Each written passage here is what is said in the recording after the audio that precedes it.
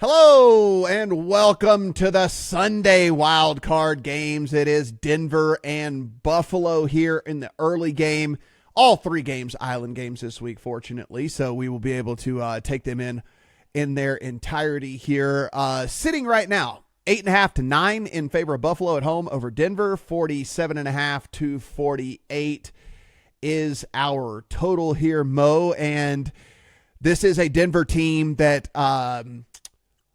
I'm not going to say got gifted a playoff, but they very well could have won anyway, whatever. But let's just say the Chiefs put out a C-plus effort at best, maybe a D-plus effort at best there against this Denver team. So nothing really to take away from Week 18 for me as far as Denver goes. And then Buffalo ends up kind of pulling the rug out from underneath us and not playing the starters, even though they said they were going to play some starters out there. Anyway, so here we are sitting 8.5 to 9 in favor of Buffalo. Denver coming to town. Yeah, I made a pretty poor bet in this one, apparently. Major oops for me. I took some under 46.5, minus 105. I'm seeing some low juice 47.5s out there. It was moving my way for a minute. Market apparently thinking there's going to be points here. I still don't think so. Rookie quarterbacks, I mean, look it up. I don't have the numbers in front of me, but we all know they have a horrific record against non-first-time playoff starters. Obviously, this one fits with Bo Nix coming in against Josh Allen. I think Bo Nix, another guy who has thrived in lower pressure, lower leverage games against weak opponents. The Bills have shown they can actually get pressure with 4. So I think this is going to basically be decided up front by that matchup, whether they can beat this very, very strong Denver offensive line. Overall, though, I don't see a very aggressive game plan here from Denver. I imagine Sean Payton is going to try to rein Bo Nix in and keep him from doing anything too crazy. I think we're going to see some running, some shorter passing, some screens, stuff like that. And then on the other side, I don't think that's going to be enough to keep up with the Bills. Once the Bills get a lead, which I anticipate they will, the market anticipates they will, for good reason. They are close to 10-point favorites here. We have seen repeatedly Joe Brady. I know that, like, if you look up like pass rate over expectation, they're actually not that bad. The Bills are like 8th, but they're still minus. So I think maybe we need to change the baseline on whatever expectation is. That doesn't make sense to me. Yeah. But I think all of that comes earlier in games, to be honest. I think we've seen them repeatedly take the air out of the ball when they get leads.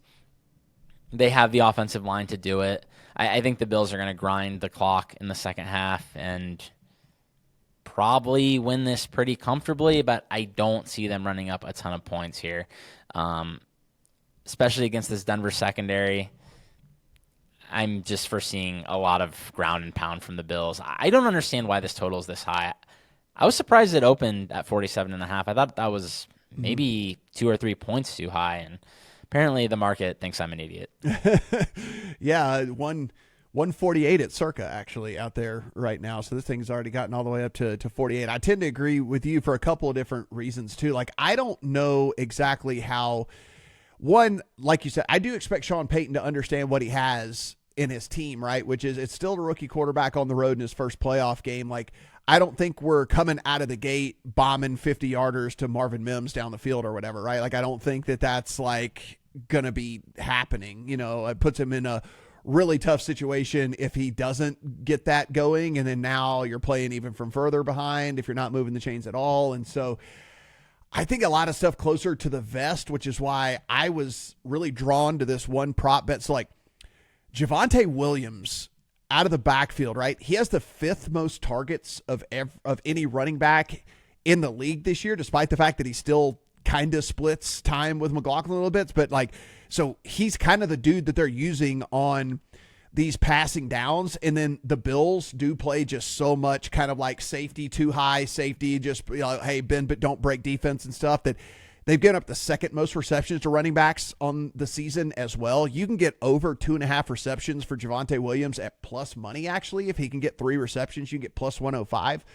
in this. And I just think the game plan, at least early on, Mo, is like, okay, let's get Bo in a rhythm, and like, let's not try to kill his confidence right off the bat, right? Let's not try to like go out there and do something crazy with him. And so it wouldn't surprise me to see Williams get a catch on the first drive. And then now at that point, you're a super big favorite to get him to 3 catches at some point, especially if they end up trailing in this game. And we're just going to get some dump offs as the defense continues to play this super soft and whatnot. So I played over on Javonte Williams at 2.5 receptions, and then I haven't pulled the trigger yet, but if you're a same game parlay type of guy, I think it's almost correlated to like an under on Cortland Sutton as well, which a guy that sitting about 64.5 in the market right now as far as yardage goes. But like I said, they play a ton of too high, does this Bills team. And when you like Bo Nix, it's just not been near as good against too high. It's one of those things where I think with him and the way his style and the way that he kind of like will get out of the pocket and create and stuff, like man kind of favors him and stuff. So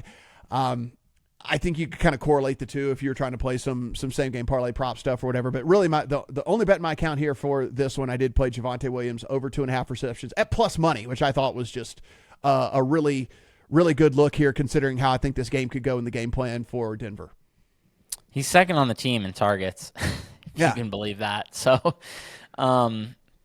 yeah, I get it. My fear there would be just basically what you said, which is it's hard to know which of these running backs is going to play at any given time. I mean, it really is a true kind of 3-way timeshare. And I know a lot of coaches are like, oh, well, we're going to go with the hot hand. I think Denver might actually go with the hot hand. Like, they just go with whoever's getting yards. I think that might actually be a thing for Denver. Another one to maybe look out for is I think Bo Nix anytime around plus 400 is probably pretty decent. It's pretty high. I don't expect a ton of points there is my problem. But if you are more confident in this Denver offense than I am, it's like you said, the Bills are going to be pushing back a little bit, playing coverage. I think there's going to be some space, especially if the Bills have a lead. I don't anticipate them being too aggressive here. I think they'll just try to make Denver work their way up the field slowly, and then there could be a rushing lane or two there for Bo Nix. So I don't hate that one either. But, yeah, I just overall expect a decent chance that the Bills kind of dominate Denver. But the line already reflects that. Yeah, and you know, look, it's if you're looking for just if you're just an action junkie and you're just like looking for action, I mean, the other problem here is if you want to play like the two big favorites, I mean, like even a money line parlay on the Bills and Ravens is still like minus 208, right? It's just like you can't even get a number for a typical bankroll that's palatable in that. So I think if you can't find something that you love in this, I know you want to have action, you want to have stuff like that, put in a $5 same game parlay just to have some juice on the game or something. But like, don't force a bet in this. They're big spreads.